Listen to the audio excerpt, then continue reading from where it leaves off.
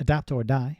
So really, just to summarize that last bit, what he's saying there is this new global world that me and my buddies in the Bilderberg and CFR, the Trilateral Commission, are creating for you by interlocking and by pushing nations into a system of interdependence, right? Which forces that close cooperating of the nations, which leads to a standardizing of the way things are done everywhere, and also to the requirement of an overarching system of control, i.e. the UN or the Bank for International Settlements or whatever it might be, the NATO. Because we're building a new system of one world control around you, the human being is going to have to adapt and change. That's kind of the message I'm getting.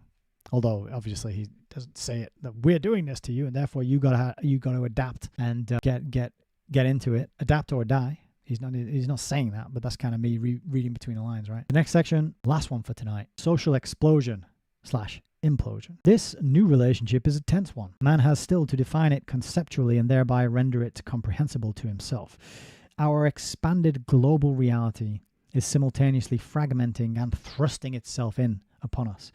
The result of the coincident explosion and implosion is not only insecurity and tension, but also an entirely novel perception of what many still call international affairs. Life seems to lack cohesion as environment rapidly alters and human beings become increasingly manipulable and malleable. So environment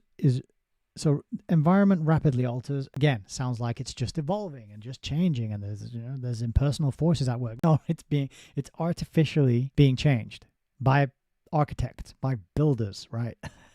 You know that group that like to build things? They go to the Bilderberg meetings, right?